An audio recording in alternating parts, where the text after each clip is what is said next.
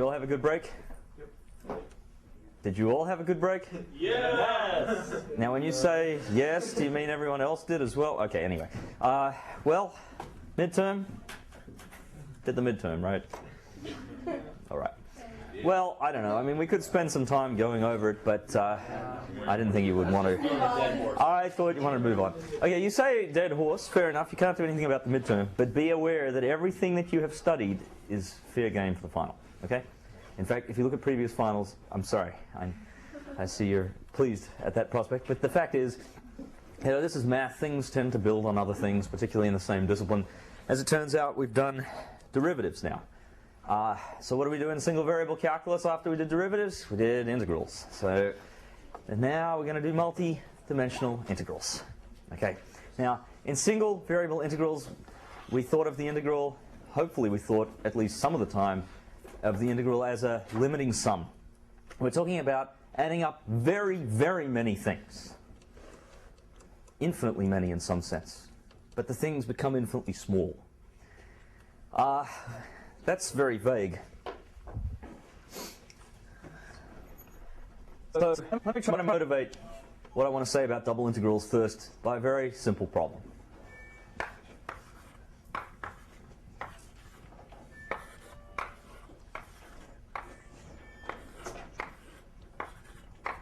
Okay, so those are 12 numbers.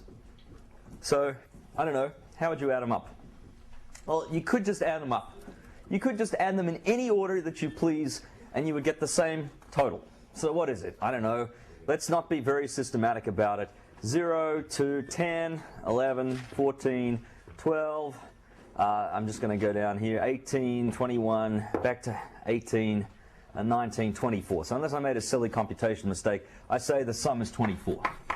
Okay, so you can see that it wouldn't really matter what order I did them in. As long as I didn't make a mistake, I get 24. But here are two more systematic ways of doing it. One is that I could add across 1 plus 3 is 4, minus 2 is 2, 5 is 7. So I'll just put the total for each row here. 10, 16, 17, and 3 minus 3 is 0. And then I can just add those numbers up and get 24. I wrote 14. I did do a little double take, you'll be pleased. All right. Another possibility, of course, is I could go down this way. So I get 3, 11, 4 plus 3 is 7, 6 is 3. Okay, now if I've done this correctly, 3 plus 11 is 14, 21, 24. Isn't that some TV show? That's just a coincidence. Anyway. All right, so look. Basically, this is the idea with double integrals. We're going to define a pure double integral, which is a sort of nebulous thing in the sense that it's just somehow adding up all the function points in some order. And then we'll see how to compute them by being more practical and going in one direction and then the other, or perhaps in the other direction first and then this one.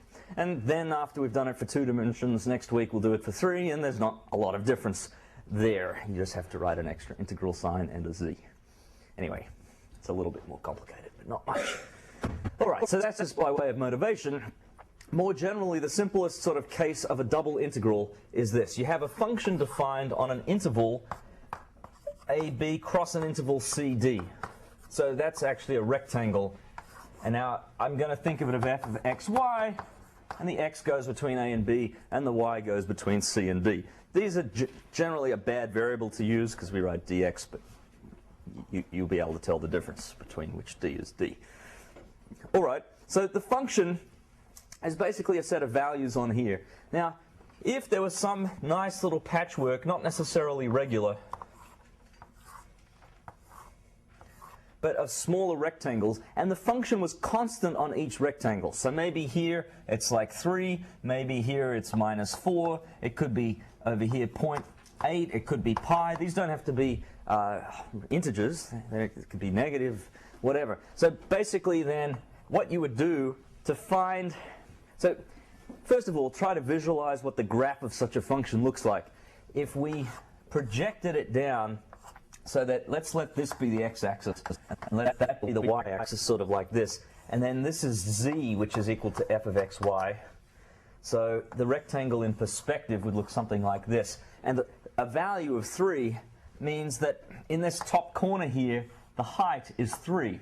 So the function would actually be a suspended little rectangle, the same as this base, as if you had a little elevator, you know, freight elevator that just took you up there. -4, of course, would be down here. And what we really want is the signed volume of this bizarre concoction of different heights. It's not a solid, it's not a connected surface, but it's a surface here, a surface there. Signed, of course, means that you want this volume to count as positive, but any volume below the xy plane you want to count as negative. Just like in areas under the x-axis was counted as negative. So basically, to find the volume of this, you just add up the volume of the little blocks, and this is not so hard. You take the base area, whatever this is, times the height of the function. So in this case, what you would do is chop up the whole area into a whole into these areas here, or it already kind of is, and you would add up the height of the function at a representative point. Well, let's call it delta an. So the meaning of this sum, where I'm just assuming there are capital N of these little boxes, the meaning of this sum is, well, for each box, so the nth box, whatever order I do it in, has area or base area, a little bit of an, and the function, and x n, y n is somewhere in the box, And because I'm assuming that the thing has constant height everywhere in the box, it doesn't matter which point you pick here. Any point in the base will give you the same height. And so this is just that the area of a rectangular prism is equal to the base area, the volume of a rectangular prism is the base area times the height. So this is the height, and this is the base area, or a little bit of base area. So if we want to actually integrate a more complicated function, which will of course find the volume of the, well, of the solid formed with bottom the xy plane, this rectangle here, and top being this surface z equals f of xy, with the convention that volume below is negative, as I said. If you want to find that, what you have to do is, for a more general function, is approximate it with one of these functions. This is called a simple function. Just like we took a partition in single variable, we chopped up the base into little partition of intervals, and we approximated this function by some upper or lower or intermediate sum. You get the idea. We're going to do the same thing here, only it's much harder to draw. We have some surface that's suspended above a rectangle like this, and we'll just sort of pick we'll chop this up into a not necessarily regular grid. As I say, there could be different widths, some of them closer together, but in each base we'll choose a representative point, we'll get a height, and if we just flatten out the function so that we get these little block types of things, and there's some much nicer pictures in the textbook. So you've got to imagine above every one of these little rectangles there's just a flat top. We're just making a flat top of everything. Then we can form this sort of sum, and we can take a limit, and we can have a volume. Now, I would like to write that volume like this.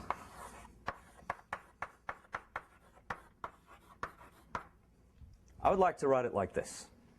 So this means that for every little bit of area, I'm going to pick a point xy in that area and take that function height and let the areas go down to 0. So I want every little splodge of rectangle here to become smaller and smaller, and I'm going to take a limit. Now, I'm not going to write down the formal sum. This is not a course on Riemann integration per se and the technicalities of it. I just want you to understand that the partition method that we had has an analog, and that's exactly what we mean when we write this. And it's very reminiscent of this grid thing up here, where I didn't care what order. You might say, oh, well, dA should be dx times dy, right? I mean, if here's x, and here's x plus dx, and here's a height of y, and there's y plus dy, then this area, this side length is dx, this side length is dy, so surely the area, dA, should equal dx times dy. It does, but the problem is that it also equals dy times dx, and there's an ambiguity, as we'll see, about the order that we write down the double integral. So what I want to do is just first have the concept of not having a particular order of adding this stuff up. That's it. Now the textbook actually uses two integrals just to really drum it in that this is two variables. But it's sort of philosophically incorrect. Philosophically. Because there's only one thing here, dA, that we're adding up with respect to. Anyway, it doesn't really matter because you can't actually realistically compute anything using this formula or using this methodology. About something called Fabini's theorem, which it has a name. It's extremely nice, but from your point of view, you'd never be, well, it's unlikely you'd be asked to explain or state Fabini's theorem. Instead, it's like every double integral you do, you will be using Fabini's theorem whether you like it or not, okay? So it's just like, you know, it's just like breathing. That's what it's like. You just can't help it. Hopefully. Okay, so here's what it says. What it says is that to add up these numbers, you can do it by adding up the rows and then adding up those three numbers that you get. Or you can do it by adding up the columns and then summing those totals. So here's officially what it is. The double integral over R, where R is the region AB cross CD. So it's exactly this picture here. This is R. We'll have to scroll the camera over here for a second. But it's a direct tool. So if you want to find a double integral of f of x dA, and I'm just writing the two integrals to be consistent with the textbook. As I said, I prefer one, but whatever. So it says that you can compute this in one of two ways, in either of two ways. So the first thing you can do is find the total along any row. Well, what do I mean by row? What I mean is that we'll just add up the values along here. That's an integral dx. dx. So you do one for each y. So the inner integral is f of xy dx from a to b. And then you get a different value for each y, and then you add those up. So you integrate them. Okay, so this is called an iterated integral, bless you. Meaning that I'm going to do the first one, the inside one first, and then I'm going to do the outside one. Now let me be a little clearer about this. For every fixed y, if I just fix y, then f of xy becomes just a function of x. For a fixed particular y, if y is, say, 3, and you plug in 3, then there's no more y in there. It's just a function of x, which you can integrate. And what I'm saying is you've got to do that not just for 3, but for 2.9, for every value of y in between c and d. And that gives you a function of y. So this whole thing depends on which value of y you plugged in. This is a function of y. So you think of y being fixed, plugged in, and you get a number. That's a function of y. And that's the function that you're integrating. So a double integral here has become literally two integrals, one inside the other, nested, iterated. Okay, so it's literally just finding that area of this cross-section, that area of this cross-section, that area of this cross-section, and so on, and then adding up or integrating all of the cross-sectional areas. That's another way of thinking. Now that's one way of doing it. the other way is to go the columns. So I will say or, so Fabini gives you for free, it's not, x is no more special than y. You can do the y integral first, holding x fixed, and then do the x integral of that resulting thing. So again, this is a function of x. What? Okay, so it's quite important, in fact, it's imperative that the AB matches the dx and the CD matches the dy. It would be a mistake to flip these around because come in. A, B are values on the x-axis, not the y-axis. So you have to match these. Now, normally you don't write the brackets. Okay, so something like this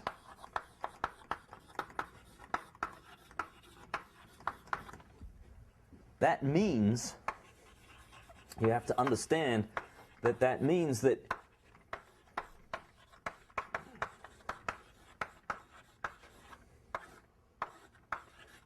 the same as this, which, i.e., do this first. It's a little bit confusing because the integral you have to do first is the inside one.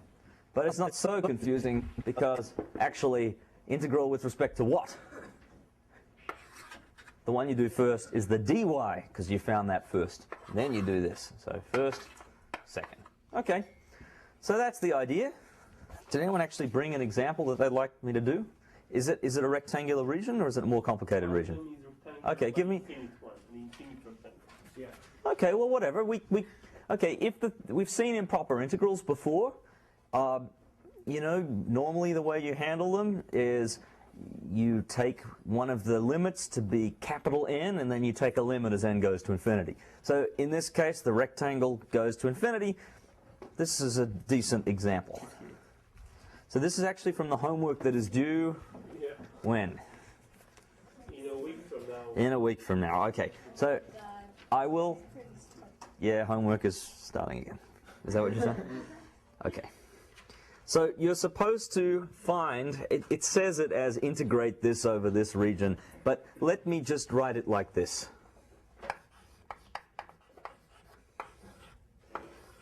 So it just says x should go from 2 to infinity, and y should go from 0 to 2. And the function is 1 over x squared minus x times y minus 1 to the 2/3, and x is going from... Okay, so actually what you're given is the function, and you're told that it's an infinite rectangle with these dimensions. So I've already done actually a little part. I don't need this anymore, thanks. I've done a little part of the problem for you by converting that into this. Now you might say, oh, that was obvious, he just put 2 to infinity and 0 to 2, which I did, but I was just super careful to make sure that the dx matches the 2 to infinity and the dy matches the 0 to 2. Now, by this Fabini's theorem, actually you could also write this or compute it as what is hopefully the same thing, which is to switch the order of the integrals. Now, I should mention that Fabini's theorem doesn't actually automatically apply for infinite regions. Things get a little bit complicated. But we'll ignore those complications and save those for an advanced course on analysis. Instead, the beauty is that you get your pick of which integral you want to do. Only if it's rectangular, right? Only if it's rectangular. Even if it's infinity. Okay? As far as we're concerned. As I say, there could be a complication, but in any case, suppose we do the y integral first. Now, this is not such a bad integral. This is not such a bad integral, if you look at it, because it's a product of two simpler functions. So if we take this and write this, you see, if x is constant, it can be pulled out of the integral. So you can actually just pull out the constant x squared minus x and do this integral first.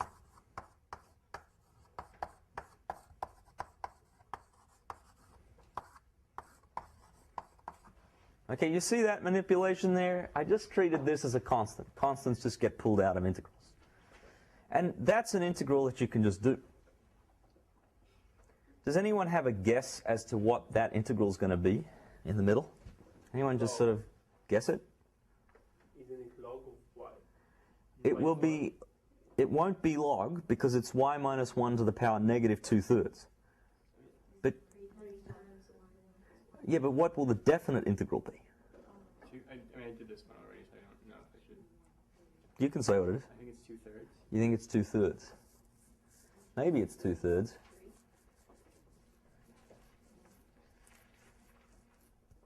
I kind of want to do it.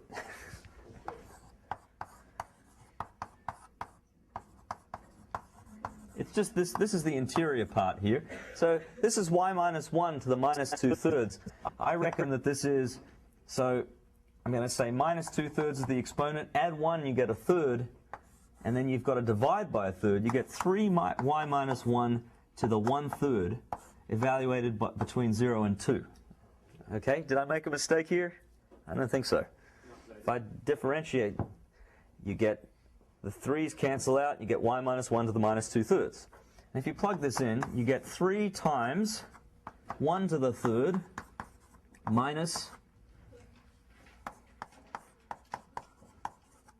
1 to the third.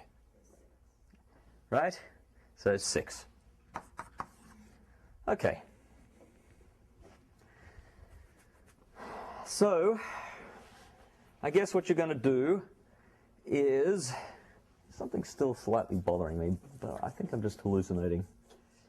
I think I am hallucinating. Okay, yes, I am hallucinating. Good. So that means that you've got to plug in 6, and I've reduced this to a one-dimensional integral here.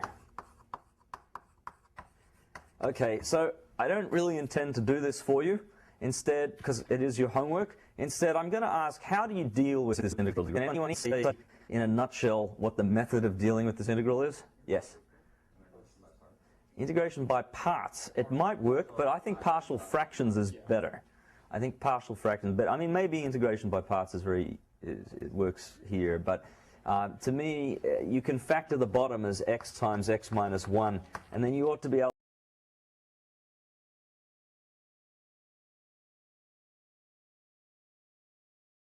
coefficients are to make it be 6. I think that it will have to be 6 over x, or you could pull the 6 out the front actually. I think this is what how I would write the integrand. Does that work? Maybe that's minus 6. How about that?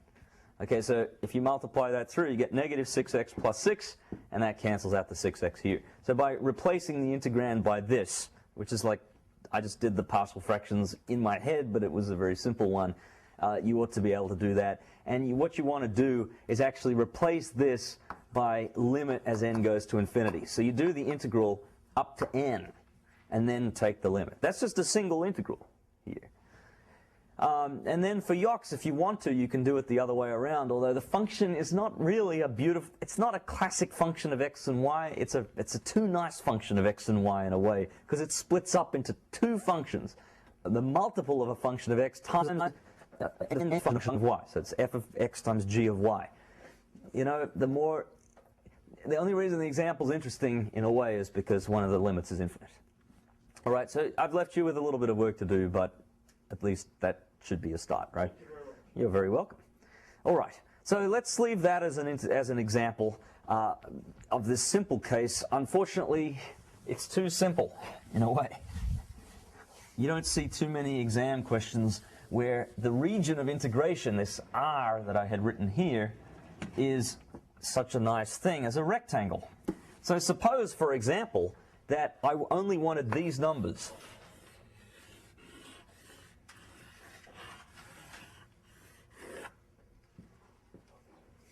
Okay, well, these totals are no longer correct. what I'd have to do is know that I had to start here. When I do this row, oh, I've got to somehow start at row entry number 3. So minus 2 plus 5 is 3, 2, 8, 6 is 16, and 0. So it's 19, whereas if I do it this way,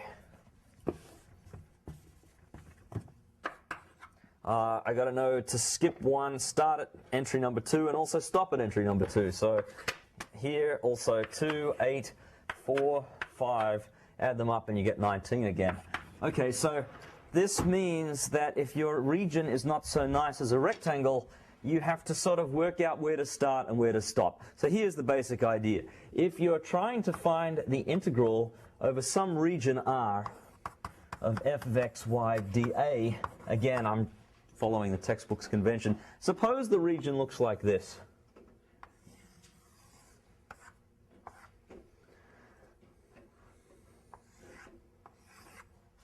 Okay. So this is some function, let's do g of x, y equals g of x,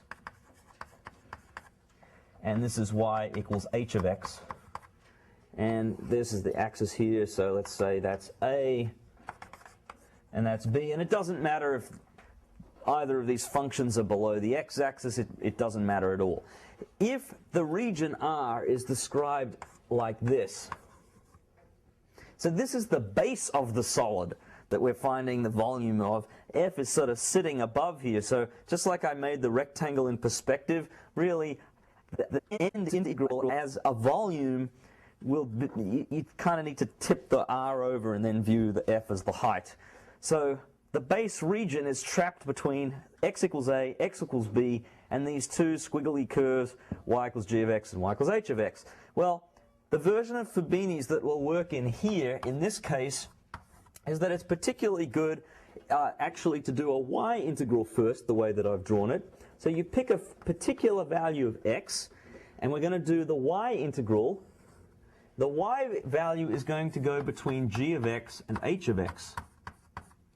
And it's going to be f of x, y, dy. Then we'll do the integral dx from a to b. So this is a more complicated system, but this is still a function of x. So now I'm asking you to think of x as being fixed. Before, all you did was plug it in here, and you got an integral where the function inside just depends on y, because you fixed the value of x. You put in x equals 3. Well, the only greater complication is you also have to plug in the value in here, and you get a different set of limits of integration depending on what x is, which makes sense if you look at the picture. Here, you want to go from this height to this height, g of x to h of x. But for a different x here, x1, you want to go only over this height, g of x1, h of x1. So again, this is a function of x, but it can be more complicated.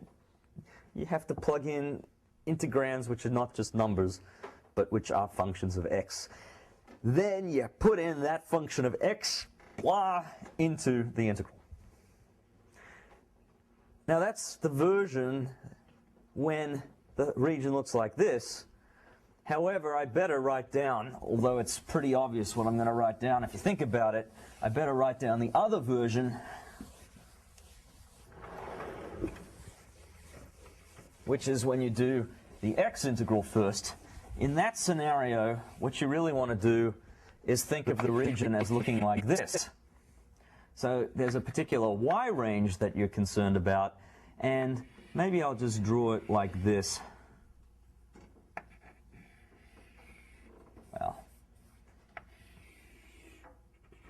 suppose the region looks like this. Now, if you tip your head on your side, this is still the y-axis and this is still the x-axis. I'll call this capital A to capital B this time. I could call it C to D, but what the hey.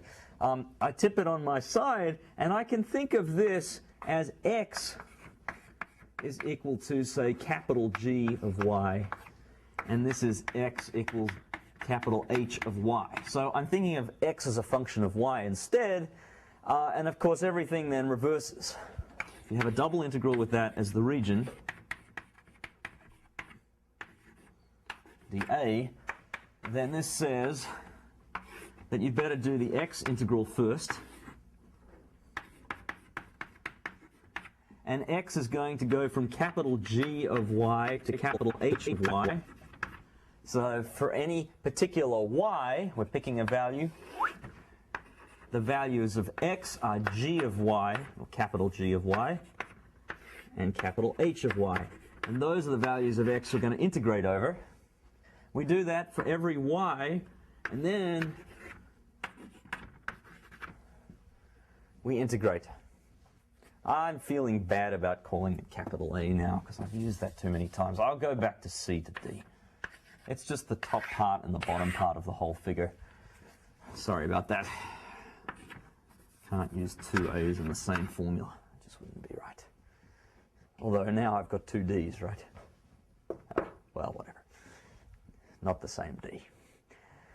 Okay, so in reality, you probably have a situation, a lot of the time anyway, where it's sort of ambiguous as to which of these two scenarios you're in. For example, if you have two curves that look like this, then I don't know which one is which. I mean, if this is A, B, C, D, okay, maybe this is your h of x, and this is your g of x. But you could take inverse functions, and for this one, you could write x equals h inverse of y, which I actually called, ironically enough, g of y. It's the bottom function when you tip your head on your side. Whereas here, x would be g inverse of y, which again, ironically, I would have called h of y. So the point being that you can flip from one paradigm to another, as in, you can do the x integral first or the y integral first, but only if your region is nice enough such that the functions have inverses. In this case over here, it would be a horrendous mess to do the x integral first instead of the y integral. The reason being that, okay, look how nice it is to do the y integral first. Any x you chop down has just one interval, a bottom to a top. Whereas the way I've drawn it, or the way the region is, if you do the other order of integration, and you have your y coordinate fixed, and you draw a line, you've actually got to go from here to here, and then also from here to here. So you'd actually have to add up two integrals. That would be a mess. So what I'm trying to say is sometimes there's a really clear order in which you have to do the integration, and other times there's some ambiguity. And sometimes the question might even ask you to reverse the order of the integration. So we've got to look at a few of these problems. And I guess you have one too, but I'd like to do a couple of examples first. So here's just an example that comes from the review session 6 worksheet that I had online. It's actually from a quiz from fall 03. So it says, R is the region in the first quadrant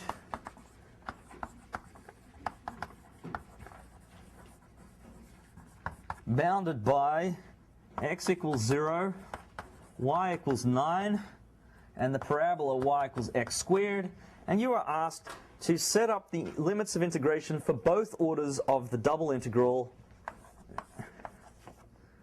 4x cosine y squared dd. And the second part says you compute the integral, actually find the value of the integral, using either of the forms. Okay, so the way to solve this problem is to draw the region first. So we're in the first quadrant. X equals 0 is the y-axis. Y equals 9 is here. And y equals x.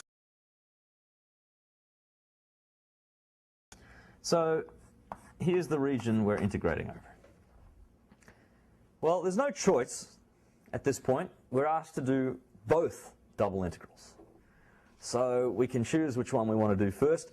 Let's just do the one where we fix x first. So we're going to do the y integral first. So notice how I'm thinking. I'm going to just draw a vertical line. I'm thinking, fixed x equals something. That means I'm going to do the y integral first. And the question is, where am I going to integrate from? So let's set this up first. The function, as in the integrand, doesn't change, which is a relief. But I'm saying we're going to do the y integral first, and then the x integral. And really what's critical is what we write here and here. So for any fixed x, the beginning height is what? How high is this point? X squared. So the bottom is x squared. And then how high do we go up to? 9. Okay, so as a reality check, you cannot have x squared and dx there. That's no good. That's no good. This is different from what you're integrating with respect to. Okay, so you've got to know when these things don't even look right, because you don't want to write down something that doesn't make any sense. That's always a bad idea in math. Forget wrong. Nonsensical is even perhaps worse than wrong. Anyway, now the question is, I'm going to chop this for different values of x, but where do I start and where do I finish? Well, I start at 0, but what's this point here? No one told it to us. We have to use our intelligence and realize, yes, 3 squared is 9. So this is going to be from 0 to 3. And again, you should expect to see that the leftmost integral has no variables in it at all. It's a mistake if you have a variable in there. Unless, of course, you're expecting the overall integral to be a function of some other parameter. Okay, which I guess could happen, but it's basically pretty rare. As long as you're doing a fairly standard integral without a subsidiary variable, as in it only has x's and y's, then it's got to be number, and then function of one variable with the other variable first. Okay, that's the format of these things. Okay, so that's one of the versions. Any questions about that and how I wrote that down, how I came to see that? All right, now let's do the other one. The other direction, I'll set it up as still 4x cosine y squared dx dy. Okay, so that means I'm going to fix a y, and I've got to work out where the x coordinates are. So what's the starting x coordinate? It's 0. But what about the finishing x coordinate in terms of y? So for this fixed y, what's this value of x? Square root. Be careful, if you're in the other quadrant, you might have negative. In the second quadrant, you'd have negative the square root. But as it is indeed the square root of y. And then, where does y go from? It starts at 0 and goes up to 9. So that's the other order. So in this case, we just put the function that we got, the bottom to the top, but then we had to work out the 3. Here, the 0 to 9 was sort of easy because we were given the 9, but we just had to invert y equals x squared. All right? Any questions about that? It's all straightforward? All right. So now, that is the first part of the question. The second part says evaluate it. And it says only one of the integrals is doable. It even gives you that hint. So I'm going to ignore the hint and not even think about it and just try the first way, the first integral. There. I could maybe save some time, but it's such a simple function again, because it's just the product of two functions that... So the first one, I can pull out the 4x as a factor, and I can just do this.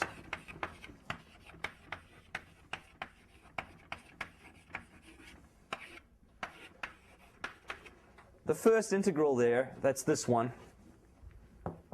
So moving over there, I'm pulling out the 4x. Anyone know how to do the integral of cosine y squared? What's the antiderivative of that?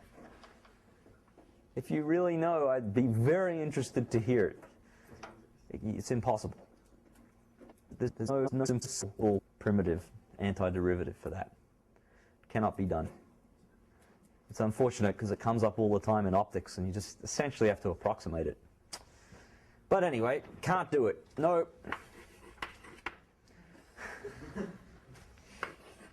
But luckily we have another trick up our sleeves. I'm going to do the other integral. To do that, I'm going to pull out the cosine y squared, which is the other factor, and integrate from, where was it, 0 to root y of just 4x.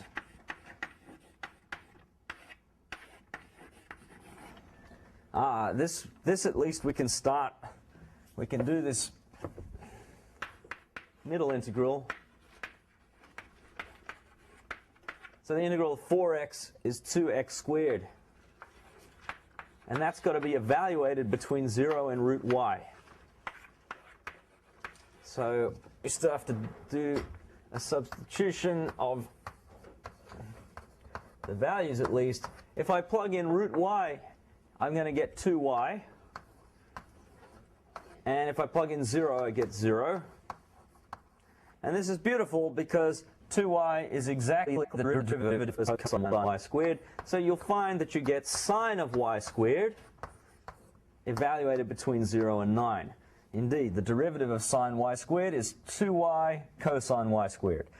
And because sine 0 is 0, this is just sine of 81, whatever that is.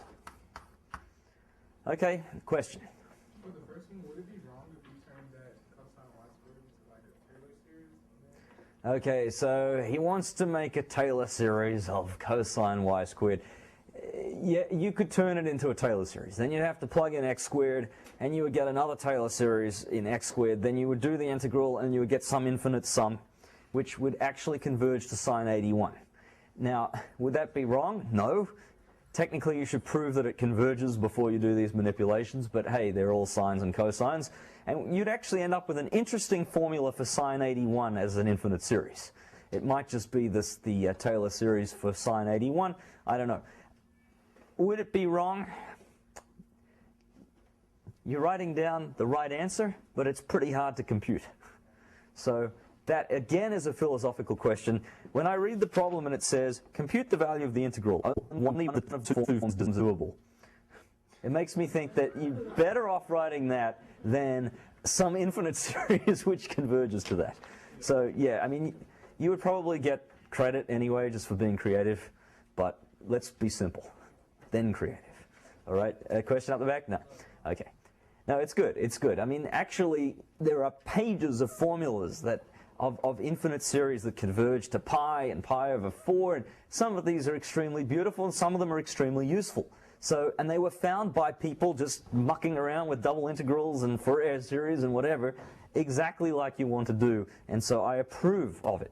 I just also believe that you should be practical in a quiz.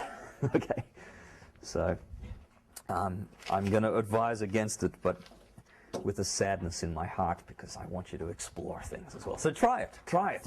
Try it not during a quiz. That's what I would say. And then you can email me what the series is. See if it's just the Taylor series evaluated at 81. That would be interesting. Or the Maclaurin series. All right. Let's do another one. This is from a midterm, fall 2002. Double integral, e to the x minus y dA. And the region, R, is a triangle with vertices 0, 0, 1, 3, 2, 2. So we're not asked to give both orders. We're not even told which order to do. We have some flexibility. But we should draw the damn triangle. So here it is. 0, 0, that's easy. 1, 3 is up here. And 2, 2 is over here. Okay, so my natural inclination when I do a double integral without being told anything and without seeing any preference for x or y in the integrand is to fix x and do the y integration first, because that means that you're writing y equals f of x, and I always think of y equals f of x as easier than x equals f of y. So the problem is that the bottom is nice.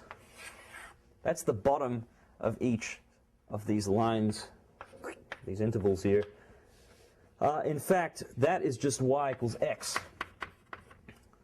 because it passes through 0, 0 and 2, 2, so it has slope 1.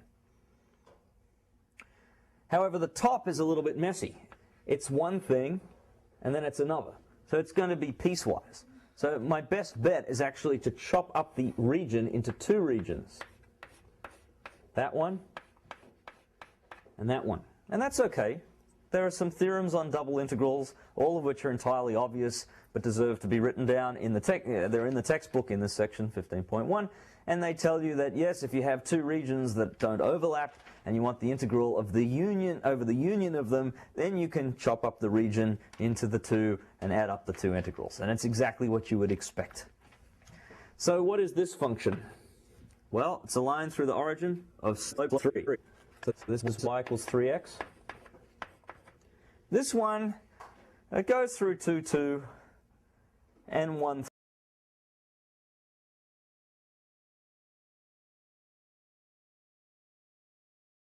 would be y is 4 minus x. So you actually have to go to the trouble, I believe, of finding these lines here that form the sides of the triangle. So we're doing two integrals. I'm going to already sneakily, it's not so sneaky, write e to the x minus y as e to the x times e to the minus y. We're going to do the y integrals first in both cases. And there's going to be two of these damn things, because I've split the region into two. In the first region, for a fixed x between 0 and 1, we're going from x up to 3x. And x itself is going from 0 to 1. For the second region, y still has as its bottom x, but this time it's going up to 4 minus x. And this time x is going between 1 and 2. Now in each case I'm doing a y integral. So I can pull out the e to the x. And I'll just write out the gory details.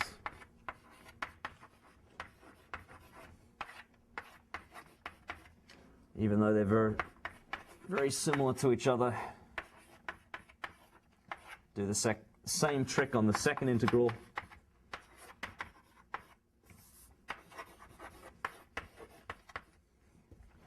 Okay, so the integral of e to the minus y is minus e to the minus y. So e to the x times minus e, so this is a times here, minus e to the minus y evaluated between x and 3x. dx. Repeat, soak, rinse, minus e to the minus y evaluated between x and 4x. No, 4 minus x. Can't read my own writing. dx. Okay, so let's plug in the business. We get minus e to the minus 3x. Minus will give us plus e to the minus x. Huh. There's a shiny spot on the board. That's fun. The chalk just glides over it. If the whole board was like that, you wouldn't be able to read anything, but my hand wouldn't get tired. Okay, you don't care. Not very much, just a little bit. Minus e, now when we plug in this, we get negative 4 minus x plus e to the negative x dx. Okay, so one term is minus e to the minus 2x plus 1. And the other term is going to be minus e to the x plus x, that's 2x minus 4 plus 1. Anyone want me to actually do these integrals? They're one-dimensional integrals. If I see a single hand, I'll just finish it off. Okay. Yes? Okay, fine. I'm happy. When you integrate e to the minus 2x, you divide by minus 2. So I need a minus a half, but there's already a minus, so this will be 1/2 e to the minus 2x. Reality check, differentiate this, and you get minus 2 out the front, which cancels the half, but leaves you with the minus that you want. Plus, integral of 1 is x. That's all evaluated between 0 and 1. In this case, it's 2x minus 4. The sneakiest way to deal with that actually is to write it as e to the minus 4 times e to the 2x. But in any case, the effect is going to be the same. You are just simply going to divide by 2 the coefficient of this. So it's minus 1/2 e to the 2x minus 4. And again, not a bad reality check. The derivative of this is 2, cancels, and that's evaluated between 1 and 2. Okay, do you want me to keep going? Okay. It just saves a few seconds. You know, you have to obviously know your regular integration and all of its partial fractions and ramifications, so it might not be worth reviewing Math 104 notes about integration. Sorry, but that's what I recommend. Or if you have a copy of my book, The Calculus Lifesaver, available on Amazon.com. It only deals with single variable, so I'm not really recommending it, but it does have a nice review of integration, perhaps. Some people have told me this anyway. Okay. So Not that I'm saying. any other questions about that exam? All right. Do you want to ask is it just a double integral question over? If you told me that in the infinity number and you can switch the dx dy. Yes. It's a rectangle. Yes. What if it's 0 to infinity x and 0 to infinity y? Can you also switch? Yes. 0 to infinity both ways is an infinite rectangle. Yeah. Yep. So it might not But if it doesn't converge, then you might be different in each way. Maybe that's what it's trying to. It might depend on which order you do it. So, okay, regular Fabini over a rectangle, it doesn't matter which order you do it. For some really funky functions, especially ones that are oscillating between positive and negative values a lot, it actually can matter if it's an infinite region of integration in both ways. Then it actually can matter which order you do it in, and Fabini's theorem can break down. So that might be what the question is. Anyway, I can show it to you afterwards. We can go over it.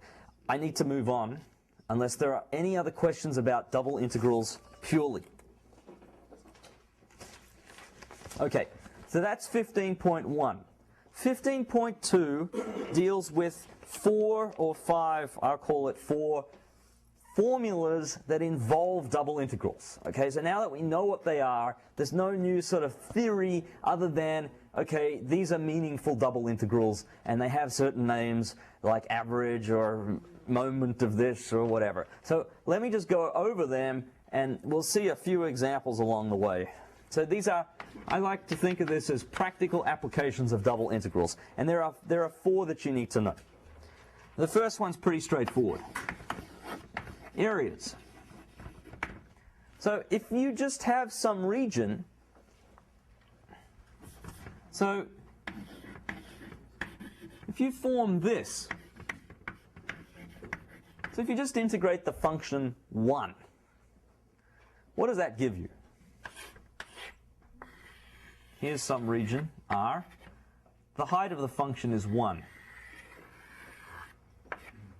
So it gives you the volume of the prism of base R, this region, and height 1. Well, area of R times 1 should be the volume, because that's the perpendicular height. So it's actually just the area of R.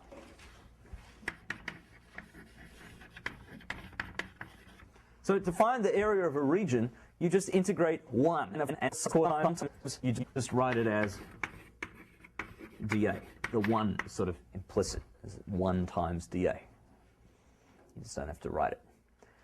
Okay, so this is sort of an obvious thing if you think about it, especially in the Fabini case.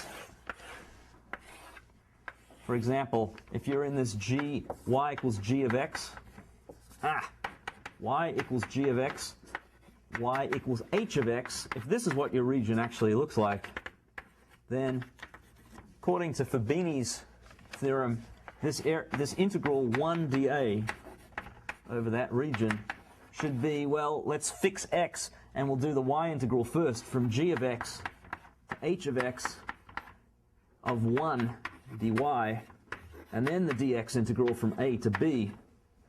Well, the integral of 1 is just y, and we're evaluating it at h of x and g of x.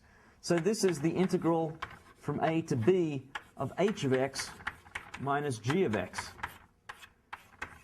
dx. So actually, this is what we learnt in Math 104, or the equivalent. To find the area of a region, you just sort of integrate the top curve minus the bottom curve.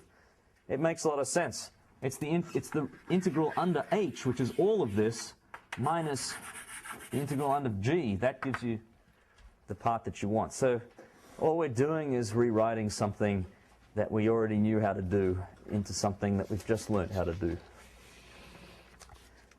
Making things more complicated, perhaps. But there you go. Anyway, the reason that this is important, actually, is not so much in the computation of the areas, which, as I said, we kind of already know how to do, but rather in part B, which is average values of functions. And I'll explain what I mean in a few seconds. Okay, so how do you find the average of a whole bunch of numbers? You add them up, and then you divide by the number of numbers. Okay? You've known that for many, many years, I presume. How do you find the average value of a function of one variable?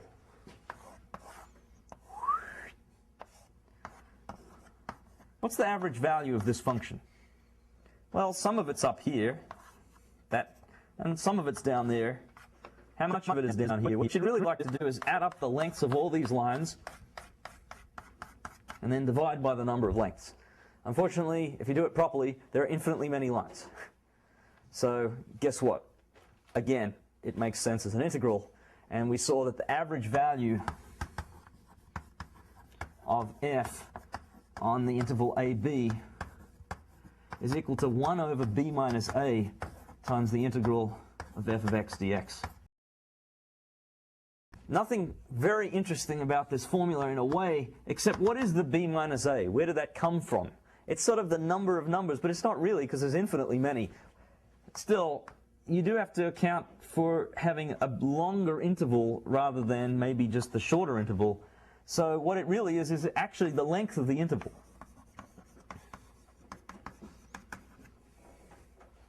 B minus a. So that you're taking the total sum of f over the interval divided by the length of the interval, and that's called the average value. So in 2 dimensions, if you have a function on some region R, however it looks, what you want to do is add up all the heights of the function, whatever the surface looks like. You want to add up all these heights and then divide by the area of R. So here it is. The average of f of xy, 2 variables, over R, a region R, is equal to 1 over the area of R times the double integral of f of xy. And this you need to just memorize. I mean, I hope it's not a difficult exercise of memory if you already understood the one variable version. But nevertheless, you do have to learn it. Now, the point is that you already have to set up a double integral to do this. To do this, I mean, it is a double integral. When I say set it up, I mean you have to choose which one you're integrating with respect to first, and then draw the line and do what we've been doing. Once you've done that work, it's quite easy to do this by doing exactly the same integral, but with a 1 there. So what I'm trying to say is that we can also write this formula in the practical way as follows, i.e. the average of f over R is the double integral of f of xy dA over the double integral of 1 dA. That's another way of writing it. It's less intuitive than the first way, but quite a bit more practical. And so I'm saying once you've set this up, this one's easy. You just copy this one. You've done all the work to get the limits of integration. You just copy it down here, but you change the f of xy just to 1. And then you can do both integrals. So there's two integrals involved in average values. Okay, I'm going to do an example. So it happens to be an infinite example. Okay, but it's from a quiz in fall 2003, and we'll see the infinity doesn't really hold any terrors for us. It says find the average of f of x y equals x cubed over 1 plus x squared over the infinite region R, and it's described as follows. R is between the x-axis, x greater than or equal to 1, and y equals 1 over x cubed. So here's what it looks like. The x-axis is down there, y equals 1 over x cubed looks like this, something like that. X greater than or equal to 1 is all we care about. So here's the infinite region R.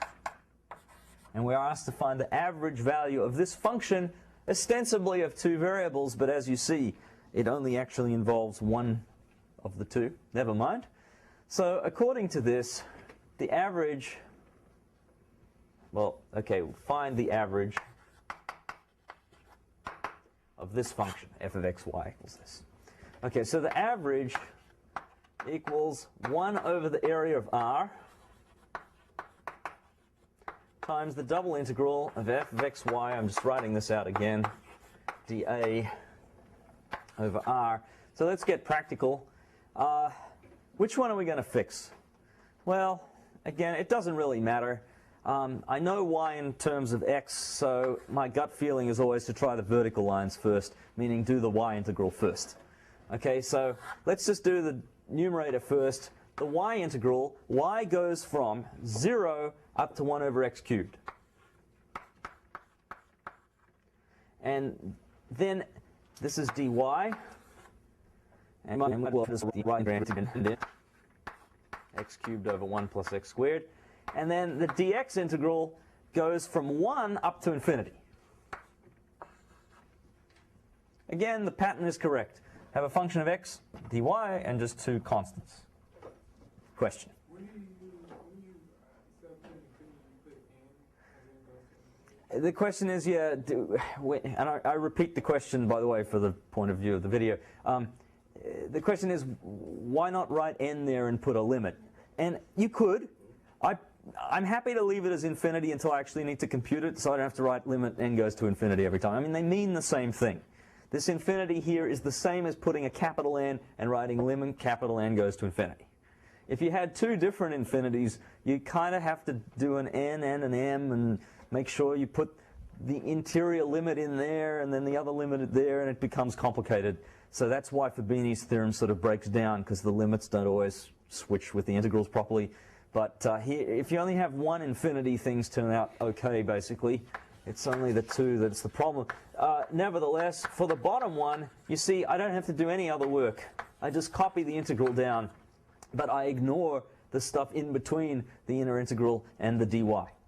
Just put a 1 if you like, or just leave it blank. It's the same thing.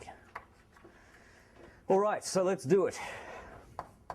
The top integral, this is a constant with respect to y, so it just comes through the integral sign, and you just get the integral from 0 to 1/3 of 1. Well, you could write that as y and evaluate it, or you can just see what it is.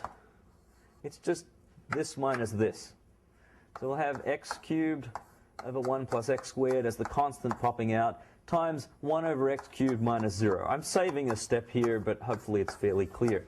In the bottom case, exactly the same thing. The integral of 1 dy is 1 over x cubed minus 0, or just 1 over x cubed. So we have two integrals we have to do. Luckily, 0 is very simple to deal with, and the x cubes cancel out. So maybe I'll move over here for a little more room. The top integral is 1 over 1 plus x squared. And the bottom integral is just 1 over x cubed. So we have to do these two improper integrals. When you did improper integrals, if you took Math 104 or presumably in the equivalent, a lot of the times the question was, does the integral converge or diverge? Here we need to actually find the values of them, so we do need these limits, but they're very straightforward.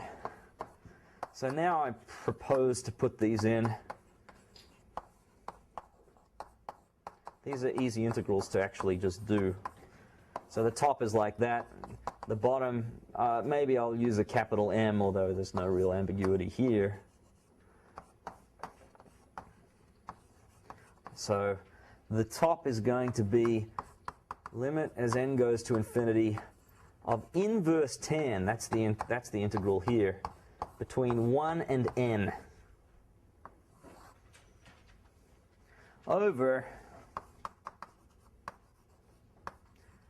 well, this is x to the minus 3. If you add 1 to minus 3, you get minus 2. You have to divide by it, so it's minus a half x to the minus 2 between 1 and n. So we have to do a little more work. The top, inverse tan n minus inverse tan 1.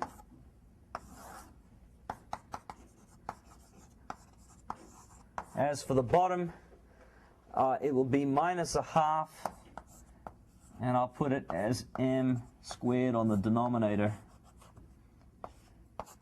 plus, and when you plug in 1, you get a half. Okay, now we have to take some limits. Sorry, it's looking a little bit arcane down here. This is a squared. Okay, what's the limit of inverse tan n? Can anyone tell me what the fate, the ultimate fate at infinity of inverse tan is? Pi over 2, a resounding chorus, not? Okay, you have to learn these things, right? The graph of inverse tan looks like this. It's just like a bit of tan on its side. It's not by any means flat here. It has slope 1, and it has these asymptotes there. So actually, what's the limit at minus infinity? Negative pi over 2. Okay, these are basic things that you have to resurrect into your memory. You have to remember these things again. So this is pi over 2. What about inverse tan of 1? What number has a tan equal to 1? Pi over 4. That was better. Okay, on the denominator here, as m, this is an m here, goes to infinity, the power of m in the bottom is squared, so this is a very large number on the bottom. That goes to 0. So you just get a half. So this is pi over 4 divided by a half, which is pi over 2. So that's the average value. All right, so it's 2 double integrals instead of 1, but just different integrands. Same setup. Okay, any questions about that?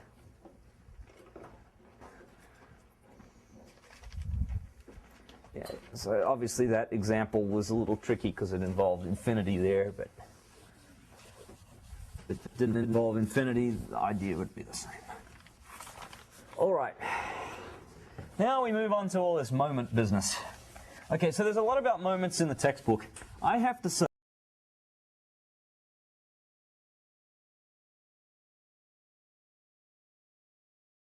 exhaustive. I didn't look at every single document on the website, but I looked at most of them. And I have been hard-pressed to find a single question about moments of inertia. Okay, moments of inertia. Okay, it is in the textbook, and I will write down the formulas, but what I have seen some questions about center of mass. So I've got to tell you about first moments, and then I'm going to really quickly tell you about second moments and moments of inertia. Okay, so these are just, this is again in 15.2. I've done areas and average values. Now I have to do first moments and centers of mass.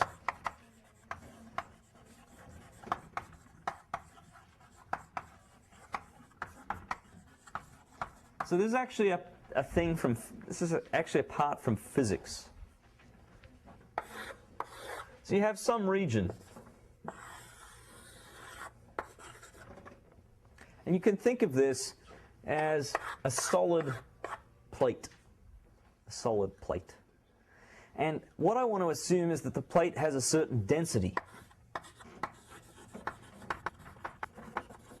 which is written delta of xy, delta, Greek letter for d, sort of, density. Okay, so basically what this is measuring is how locally heavy it is per unit mass, So if the whole thing has a density of 5, then its weight, its mass rather, is 5 times whatever its area is. Okay, so it weighs 5 pounds per square inch, or it weighs 5 kilograms or grams, 5 grams per square meter or something, depending on what units you're working in. So that's what the density means, but I'm going to allow it to be heavier over here than over here or something like that. Now, what I'm interested in is, where is it going to balance? If this is a little, okay, first of all, we have to imagine that this is up. So meaning that I'm taking this little plate and I'm taking this axis and I'm trying to balance it so that it doesn't tip either way. So where is it actually going to balance? Well, if it's uniform density, there's much more area on this side. So it's going to go tip into the board. Okay, so that perspective diagram is like this. This is going to fall down. But not if this is heavier, say. If that's heavier, much heavier, it might actually balance on that. So if it doesn't have a uniform density, it might balance. So what I like to define is the moment about this axis here. So every solid has a moment about an axis, and that basically is going to tell you essentially how balanced it is or how out of balance it is. And if it's out of balance, which way is it out of balance? That's the physical interpretation of this thing, okay? So it's the moment. Well, first of all, I've got to tell you what the mass of the whole plate is. I mentioned that if the density was constant, say 5, then the mass is actually the area of the thing times the density. That's the definition of density for uniform density. But if the density is not uniform, then you kind of have to chop up the mass into many little pieces, each of approximately the same density, find out all the little bits of masses and add them up. Guess what? That's an integral. So it's the double integral of the density.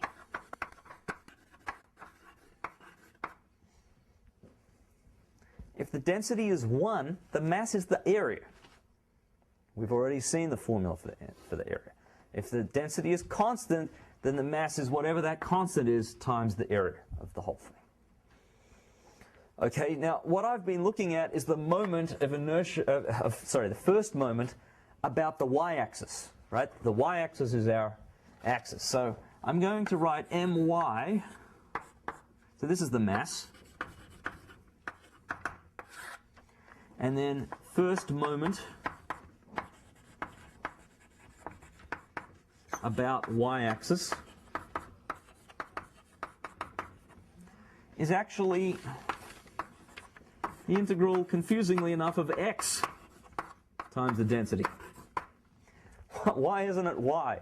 Well, if you want to know what influence that has on the balance, that little bit of mass, you really care about this distance here. That distance is x, not y. So you have to take you assign a weight of x, if you like. It counts more than this mass in terms of imbalance because of the way torque works. Torque. I can't say that word. There's no R, right? Torque. How do you say it? Torque. Is anyone called Mark? No. You? Mark. Okay, never mind. 10 years and I still can't put an R and a K sound together. Bizarre. Okay, so what I'm trying to say is stuff that is more to the right counts more somehow. Even if it's the same mass, it has more torque. So it counts more to it. Stuff on this side has to be counted negative so that it cancels out stuff on the right side and gives you the left bias. So actually you don't just want the distance, which would be the absolute value of x, you want the sign thing. Of course, the first moment about the y-axis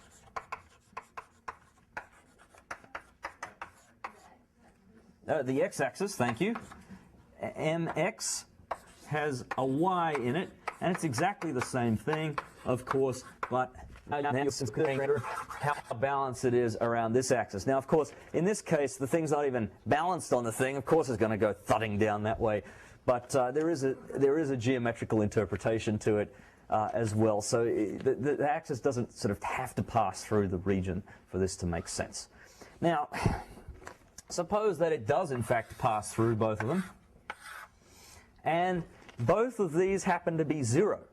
Suppose they both happen to be 0. From what I've said, that would mean that this is the perfect balance point around the y-axis. Well, not the balance point. This is the perfect axis. Anything to the left and the thing will tip that way. Anything to the right, it will tip that way. But this would also then be the perfect balance axis in this direction.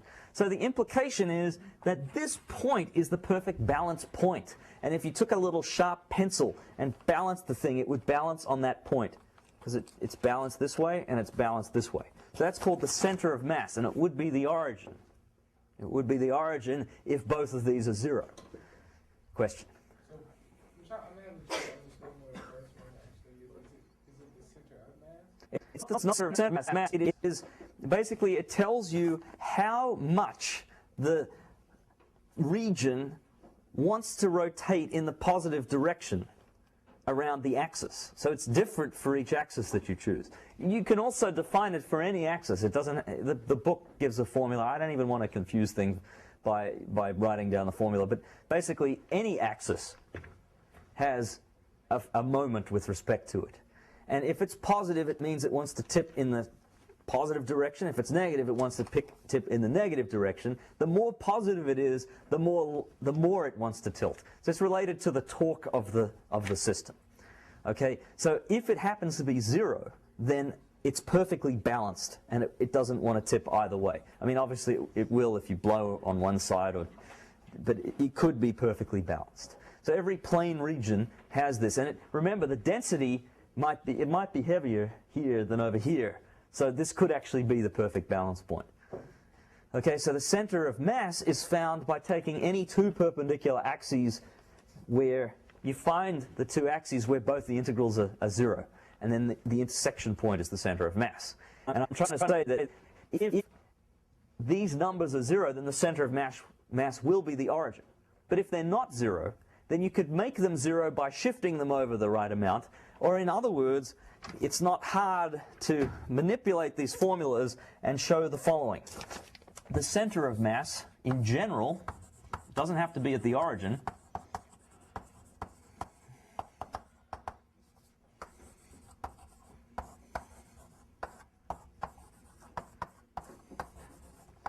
So it's the y moment divided by the mass is the x-coordinate, and the x moment divided by the mass is the y-coordinate. And it's horribly confusing when it's written like this, but the beauty of it is that actually if you look at the formulas, and maybe this is an even more intuitive way to remember it because at least they match up. It's 1 over m times the x times the density. That's the x-coordinate. And the y-coordinate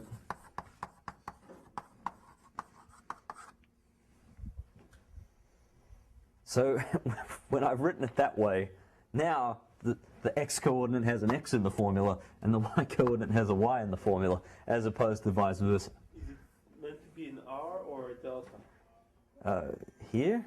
Oh, thank you, yes. It is meant to be an R. This is meant to be a delta. Okay, so again, in each case, you now actually have 3 integrals to worry about because the m is a hidden integral, which appears twice.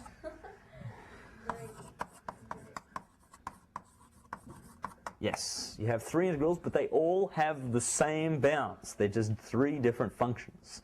So this is not so bad as it seems.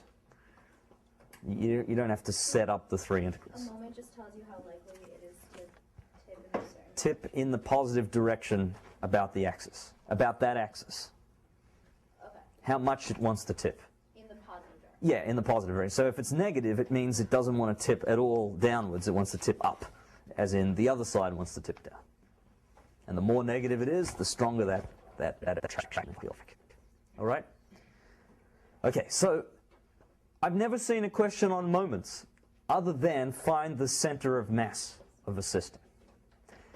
Okay, now that doesn't mean you couldn't get one.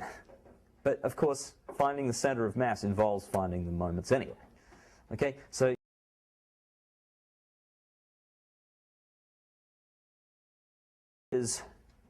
and for some bizarre reason, the textbook waits until after it does moments of inertia to say this, when it has nothing to do with moments of inertia. It talks about centroids of a region, and it's a special case, so I'll just cram it over here. Centroid of a region.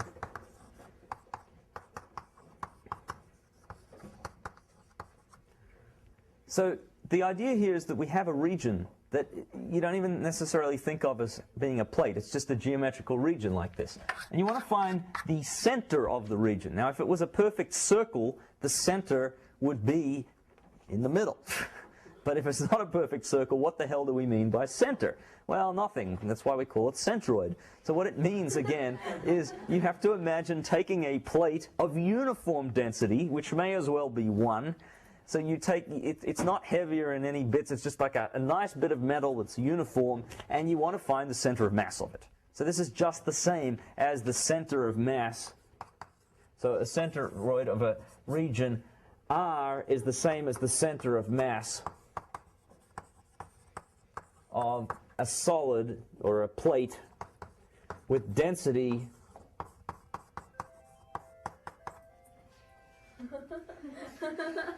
okay, density 1 in the shape of R. Does it have to be density 1 or just constant density? Well, okay, suppose you took density 3. So what I'm trying to say is in this formula, I'm encouraging you to replace delta by 1. But if you like to replace it by 3, you will have a factor of 3 on the top, and you'll also have a factor of 3 on the bottom, and they will cancel. It doesn't have to be 1, it just has to be constant. But there is no sense in taking it to be anything other than 1, because it will cancel anyway. So basically what I'm trying to say is, i.e., same formula, but you just ignore the delta.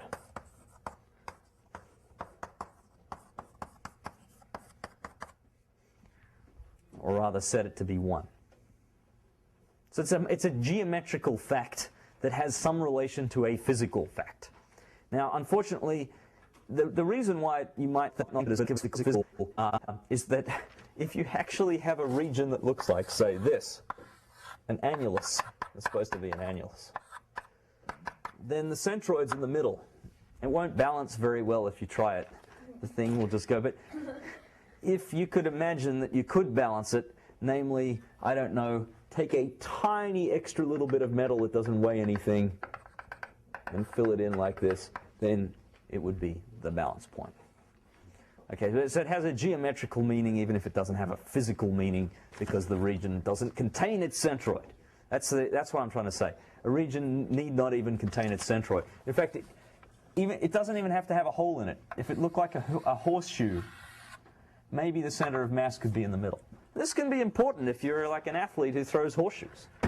Is there any athlete who throws horseshoes here? Yeah? I don't know. Don't people do it? I mean, hell, people chop logs on ESPN. Throw horseshoes. I guess, I mean, you know, there's a horseshoe throwing championship somewhere. People toss zebra and haggis and stuff. What's the center of mass of a haggis? Anyone here actually eaten a haggis?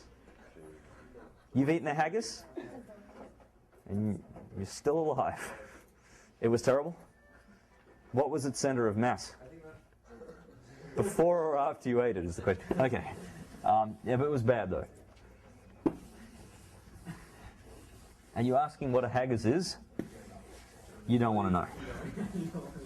Look it up on Wikipedia. All right.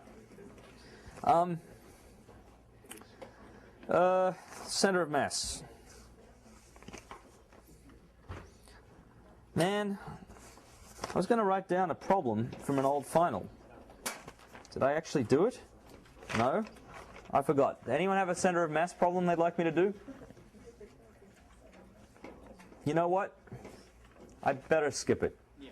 I better skip it. And the reason I better skip it is because I got a lot more to do in half an hour. So what I'm trying to say is that you just have to do 3 double integrals, right? You will know what the region is. You will know what the density is because they will tell it to you.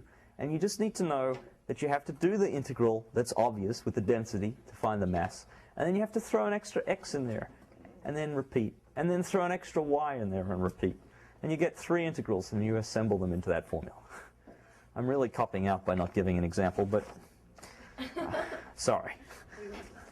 Okay. Well, look, you know, we'll have time to do examples later. I'd better tell you in a nutshell about moments of inertia, although I really don't want to get bogged down again. Moments of inertia. This is kind of useful if you're a ballet dancer or an ice skating dancer. Anyone done any ice dancing? Oh, well, you've seen it, damn it. You know how they go like this, and then they go woo really fast, and they don't even seem to be pushing off or anything? That's because of moments of inertia. Basically, the textbook has a pretty nice explanation of it. If you just take a pencil, you balance it on your finger. If you put 2 coins on the end and see how sort of stable it is, if you move them in the middle, you'll find that it's a lot easier to rotate in a way. So basically, if you're trying to lift something, it matters how heavy it is. But if you're trying to rotate something about an axis, then instead of the mass, what's important is the moment of inertia. So it's a proxy for a mass. It's the same thing as a mass, but it's about an axis. So if this is an axis and I have some region, like in the other case, forget about whether it's going to balance or not. Just think about how easy it is to turn the thing. Now, there, all it matters is how the mass is distributed. So for the same mass, the closer it is, the easier it is. So that's why they curl themselves in around this axis. They have a lower moment of inertia than when they're like this, because some of their mass is further away. So basically then, the motivation, that's the motivation for the formula that the inertia around the x-axis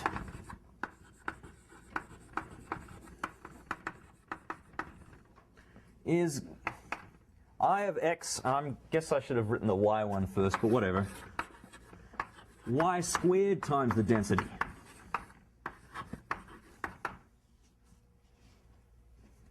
And similarly,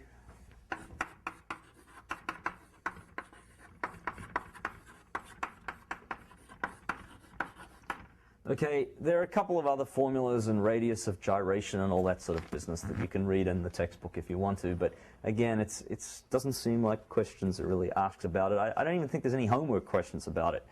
So let me just say that this is called the second moment as well as the moment of inertia, because instead of the power x, here you have x squared. That's it. So there are third moments and higher, and they're also important in statistics. You might have seen moments, skewness, kurtosis, and all this sort of stuff. So it doesn't just come up in physics. But basically, the main difference as far as I'm concerned is the square here means that mass on either side counts as positive, unlike in the first moment case where it counted as negative if it's the left. It tells you a direction. Here it just tells you how heavy the thing is with respect to rotation about that axis. From a practical point of view, it's just another double integral, but you have to understand inertia. Oh, I'd better put in the second power and make sure that you switch the variable. Why? Oh man, it's look, you know, it's to do with kinetic energy. You want to move something from rest to a certain speed, the kinetic energy has to be a half the mass times v squared, right, where v is the velocity. So it turns out to move something to a certain angular speed, the energy is a half times the mass times the velocity squared, but the velocity is now the angular velocity, and the mass is now the moment of inertia. Aren't you glad you asked? Yeah. So basically, it comes from physics. It comes from the analysis of what happens when you try to do motion in a circle as opposed to motion along a line. And masses change into inertias, and velocities change into angular velocities, number of revolutions per second, that sort of stuff. And, you know, it's a big topic. I don't have time to do it. It's a nice part of physics. And I wish, you know, I didn't have to give it short shrift. But I do. All right. As far as we're concerned in this course, if you do get asked inertia, you just have to know to do this formula. It's not very satisfactory. But there's a slightly, I mean, read the textbook. It's like 2 pages, and most of it I've already just told you. So it's not that hard. There's some pretty pictures and stuff like that. Okay, right. So we have 25 minutes to go. So I want to move on to section 15.3, which is polar coordinates. Okay, just to clarify, have you all done this in class yet, or are you sort of? No. Okay. We've done 15.1. You've done you haven't even done 15.2? No. Oh wow. So the review session, I'm ahead.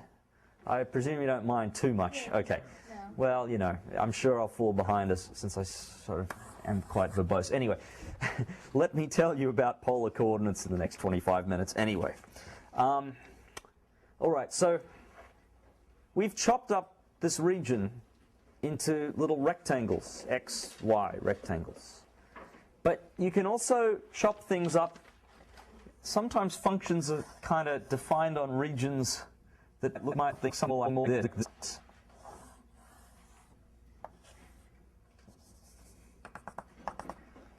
And the functions might be particularly nice in polar coordinates. So to remind you what these are, instead of describing the point x, y by telling your friend to walk, say, 5 units along the x-axis and then 3 units up the y-axis, which incidentally they could do in the other order if they felt contrary and still end up at the same place, you can tell your friend to start at the origin, face east along the positive x-axis, turn a certain angle theta, and march a certain distance r.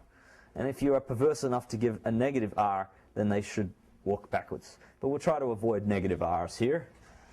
Okay, so here is the angle theta, and this length is r. So in polar coordinates, the coordinate r theta corresponds to x equals r cosine theta and y equals r sine theta. So you absolutely have to know that. That tells you how to convert from polar into Cartesian. Because if you know r and theta, you just plug them in. Now, of course, the reverse is a little trickier. You'll have r squared is x squared plus y squared. That's the Pythagoras theorem. And theta, the best formula is tan theta is y over x. If you just divide y divided by x, the r's cancel and you get sine over cosine, which is tan. This doesn't tell you what theta is. There's an ambiguity. For example, if y and x are both equal to 3, tan theta is 1. But if y and x are both equal to minus 3, tan theta is also 1. But one is in the first quadrant, and the other one's in the third quadrant. So there's an ambiguity of pi with this formula. Also, x cannot be 0. Otherwise, this doesn't even make sense. But if x equals 0, then you're on the y-axis, and tan theta is infinite, which means theta's pi over 2 or 3 pi over 2. So this is all basic trig. You've done polar coordinates in single variable. I don't want to spend any more time on that little aspect. Instead, I want to show you how to use polar coordinates to find double integrals, since that's what we're doing, double integrals. So, without much further ado, let me show you what's required here. We're taking a region similar to the one I drew over here. We don't really need to dwell on it, just remember it. And we're trying to chop it up into little bits of polar rectangles. So what is a polar rectangle? It doesn't really look like a rectangle. What it involves is taking a tiny little smidgen of area, of arc rather, of the and what we're going to do is take r and then r plus dr. So this is the outer radius, r plus dr. And we're going to take a constant function value on that region. It's not quite a rectangle at all. It's got 2 little bendy bits. But actually, when this gets really thin, it becomes quite close to a rectangle. Also, when dr becomes quite small, the smaller it is. It's really quite close to a rectangle. In fact, it's close to a rectangle where this length here is r d theta. Right? You remember the circumference of a circle is pi r, 2 pi r rather. So if you only have an angle theta, then it will be theta times r. So look, here's the, let me call it phi. So phi r, this length is phi times r, which I'll write as r phi. And just as a reality check, if phi is 2 pi, you get the whole circle, 2 pi r. So basically, what I'm asking you to think of this is that this length here is r times the angle d theta. So it's like a little rectangle of length r d theta and dr. So in the limit, it's not a really huge stretch of the imagination to think of this as having area r d theta times dr, or as is normally written r dr d theta. So just as the dA was like dx dy or dy dx, depending on which order of integration, I want you to think of dA as like r dr d theta in polar. And it was dx dy or dy dx in Cartesian, depending on which order you do the integral. Here we're always going to do the integral first in the r direction and then do the theta. That's just how we do it. So what I'm trying to tell you is this. If you have an integral like this, you can do it in polar coordinates as follows. First, the f part, you replace x by r cosine theta and the y by r sine theta. And the dA, you're not allowed to just write dr d theta. You have to put this extra r in there. What are you trying to calculate? You're trying to calculate a double integral. I'll give you some examples soon. Okay? I'm just trying to give you an alternative set of coordinates to calculate. It's like a change of variables, but a very specific one. Next week, we'll do Jacobians, which involves a more general, it's like a t substitution, except instead of x being changed, we're changing both x and y to r and theta. Okay? So it's vital that you have this r in there. It's just, you just need it. Now, the r integral, what are these points here? Well, we have to have certain functions. I'm going to call them g of theta and h of theta, where I need to be a little bit more precise about the integral, the region that I'm integrating over. So I'm going to imagine that the region looks something like this. So it's clearly a polar-y sort of region. This curve is described in polar coordinates as r equals g of theta, and this curve is r equals h of theta. So what I want to do is pick a particular theta, that's theta, and then I'm going to do this integral here. So this is a length here of g of theta, and this is a length of h of theta. So I'm actually going to do, instead of chopping it up in vertically or horizontally, I'm actually going to chop it up like this. So I'm going to do each one of these integrals, tick, tick, tick, tick, tick, tick, tick, tick, tick, tick, tick, tick, tick, tick, tick, tick, and all of the ones in between, and then integrate it. And you might get a feel of why you need this r. See, if you think about how these fan out, it's a lot more dense at the bottom than it is at the top. Right? There's more space at the top between these flanges than there is down the bottom. So if you just count them evenly, you're not really, you've got too much space here. You're counting these ones properly, but you're kind of not counting all this. So to make up for it, you have to count this more. You have to sort of fill in this extra little bit in a way. And that's why you need a greater integrand when r is bigger. Now obviously that's very ad hoc, but it doesn't tell you why it's not r squared or r cubed or some other power of r like that. or some other function, but nevertheless it does give some intuition as to why you don't just have dr d theta. Well, you need to somehow have more stuff when r is bigger. Okay, so we understand this. Also, we need a theta limit, and that depends what this is. This is theta equals theta 0, say, up to whatever this n1 is, which is theta equals theta 1. So this is the technical Fubini theorem for polar coordinates. That's exactly what it is. Fubini's theorem for polar coordinates. Now, we kind of need to do some examples to have a clue what I'm talking about here. So, here's an example. Yes?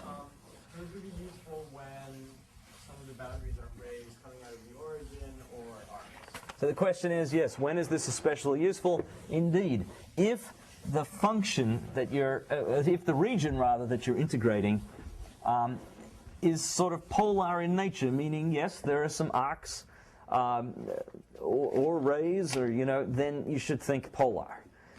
So here's an exact example of this that doesn't even mention the words polar coordinates. It just says, consider this double integral. Just find this double integral. 0 to 2, integral from 0 to root 4 minus x squared, 1 over 1 plus x squared plus y squared dy dx. Now, actually, you could do that double integral, I believe, by just Fubini theorem in exactly what we've been doing before. But you'd be wasting a lot of time because it's much easier in polar coordinates. Let's see why. First of all, what is the region of integration? Actually, part A says sketch the region of integration. This says that x is going to go from 0 to 2, and from each value of x, y is going to go from 0 to root 4 minus x squared. So we have to sketch this. Y is root 4 minus x squared. Well, that's the top of a circle. Y squared plus x squared equals 4. So it's a circle of radius 2. So this is the region of integration here. So I've actually reversed the process we've been doing from the other part, which is where I kind of had the region and I needed to write down the integral. Here I have the integral, I had to write down the region. I have to be able to do that. Well, this is a prime candidate for a polar coordinate thing, right? I mean, it's a circle sort of thing. Let's convert this to polar coordinates. So polar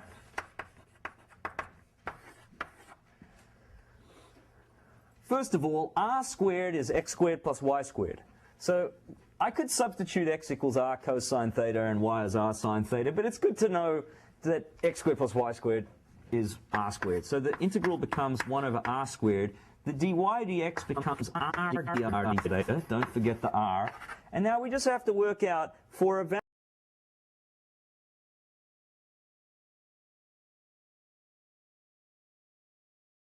which ray you take, it always starts at 0 and goes up to 2.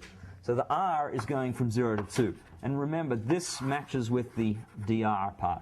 And what about the theta? Well, it's going from 0 to pi over 2. That's a much easier thing to handle, especially since the derivative of 1 plus r squared is 2r. So the inner integral with respect to r, we're going to have a factor of a half, and it's just going to be log, well, absolute value. You don't need the absolute value because it's positive. Evaluated between 0 and 2, that d theta. And actually nothing depends on theta, so we could even pull it out, but what the hell, we'll just finish it. If you plug in 2, you get half log 5. And if you plug in 0, you get half log 1, which is nothing. Well, this constant times 1, so this is just the length of that interval, so it's a half log 5 times pi over 2.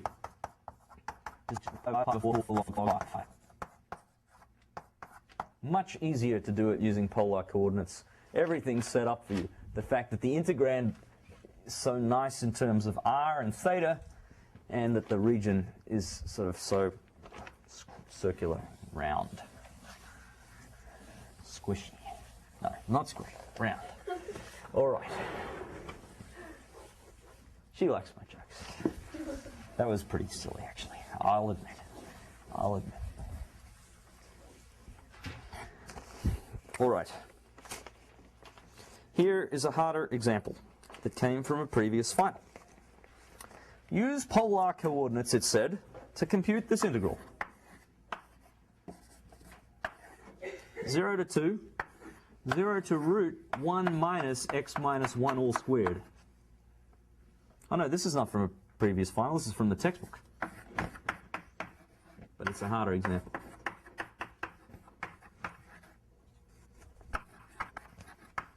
So it specifically used polar coordinates to do this.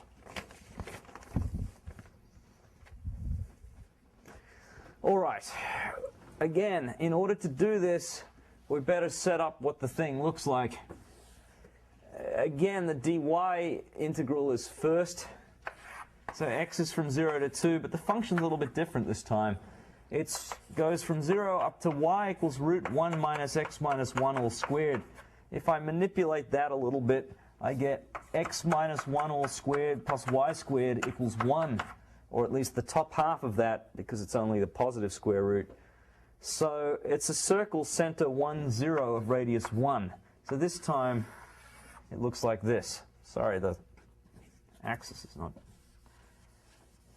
very horizontal. dy dx plus dx dy, you would make it r d theta or r d theta dr? Or Okay, so the question is, if it's dx dy, are you going to change it? And the answer is that the dy dx part still becomes r dr d theta, but the region will look different. Because instead, it will mean that x goes from this to whatever this is, which doesn't make any sense because it would have to involve a y. So the region would be different. But the r dr d theta is the same, regardless of whether it's dy dx or dx dy. Okay? In principle, this is just dA, no matter which order you write it in. But the convention is that this matches this, and this matches this. So it will affect these things here. That's how it matters. But no, r dr d theta, always. Okay? So, here is the tricky thing. We might be tempted to use polar coordinates around 1, but that doesn't really mean polar coordinates. That's a transformation followed by polar coordinates. Instead, what we're going to have to do is work out, for some angle theta, so that's theta here, r goes from 0 to what? What is that length here? That's what we need to find out. We need to use some geometry. Is part of the graph of sine theta? Sorry? Part of the graph of This is not sine theta. This is a circle. Sorry, it's not very clear. It's a semicircle because of this. This is the graph of that's this graph actually. Y equals root 1 minus x minus 1 all squared. Okay? So this is the region that we're integrating over. Okay. So my question is, how do you find what that distance is? Do you use the right triangle. length of the previous equation that you just had before the y equals? You could try to manipulate this, but and you would find it, but there's actually a really nice bit of geometry that you can do. You mentioned a right triangle. If you draw in this line here, the angle in a semicircle is a right angle, and this is 2. So cosine theta is r over 2. In other words, r equals 2 cosine theta. But you would have found this by doing your method. If you plug in r sine theta and r cosine theta and solve for r, you would find that. So the fact is that r starts at 0 and stops at 2 cosine theta. So you're going from 0 to 2 cosine theta. What's the lowest value of theta? 0. The highest value, you actually have to go all the way until your tangent here, which is actually all the way up to pi over 2. even though that length's going to be pretty small at pi over 2, you can't really stop anywhere before, or else there'll be a little sliver of the circle that you'll miss, the semicircle that you miss. So you have to go from there to there. Okay, so that takes care of the limits of integration. Unlike the previous problem where this was just from 0 to 2, this is now a variable limit of integration. So it happens. X is r cosine theta. Y is r sine theta. And the denominator is just r squared. X squared plus y squared is r squared. The dy dx is r dr d theta. And that is now the double integral in polar coordinates. So we don't have the integral yet, we've just transformed it. Okay, so you saw what was involved. We had to deal with the region of integration, which is by far the nastiest part. We had to change the integrand by using x and the formulas for x and y, and then dy dx is always r dr d theta. Now luckily the r's cancel out quite nicely. In fact, there's an r squared on the top and the bottom. So this works out as the integral from 0 to pi over 2 times, embedding the integral 2 cosine theta of just cosine theta plus sine theta, but it's that dr d theta. So this is a constant. I'm sorry? Well, the top there's a factor of r, and then there's an extra r here. So there's a factor of r squared, and that will cancel out the bottom. I mean, it's just lucky that that happened, but it's in a textbook, so things are often lucky. Most integrals you just can't do, as you know. But this is a constant with respect to r, so you can sort of pull it out and just go the integral from 0 to pi over 2 of cosine theta plus sine theta times just this length, 0 to 2 cosine theta. Well, that's just 2 cosine theta. And now we have an integral we have to worry about. So to show you what you're up against, you have 2 cosine theta plus 2 sine theta cosine theta. How did you, for the dr, how did you get to 2 cosine theta? The first cosine squared conversion should be cos squared. Right. Thank you, yes. Okay, your question is, how do I do the r integral? Well, this is a constant, right? So I pulled it out, and I have the integral from 0 to 2 cosine theta dr, which is just 2 cosine theta minus 0. Okay? So, yes, now that it's 2 cosine squared theta, we have to remember the formula. So, this is 104 stuff again. You may have to do these sorts of integrals. You have to remember that cosine 2 theta, well, let's see, let's just do it this way. Cosine squared theta is equal to 1 plus cosine 2 theta over 2. If it was sine squared theta, there'd be a minus there. Okay, so 2 times this is just 1 plus cosine 2 theta. I'll just leave for the moment. Actually, it's easiest. You could do it by substitution, but it's really easy to see that that's sine 2 theta. Remember the double angle formula for sine and cosine. So even though this is a one variable integral, you needed to know your techniques of integration. The integral of 1 is just theta. The integral of cosine 2 theta is sine 2 theta over 2. And the integral of sine 2 theta is minus cosine 2 theta over 2. And it's all this evaluated between 0 and pi over 2. And so if you do that, the theta gives you pi over 2. The sine bit goes away because you actually have sine of pi and sine of 0. The cosine bit, you've got to be a little more careful. Minus cosine pi. Cosine pi is minus 1, so you actually get a plus a half. And then cosine of 0, you get a minus minus a half, so you get another half. And this all works out to be, I believe, 1 plus pi over 2. All right, so polar coordinates, just practice. There are loads of examples on, say, polar coordinates. The homework might only have 4 or 5, but it wouldn't hurt you to do, another 15 or so. You'll find they get very quick as you go along. Any questions about anything I've said today in the last minute before we run out of time? All right, so next week we'll just continue as normal. Videos online. Thanks.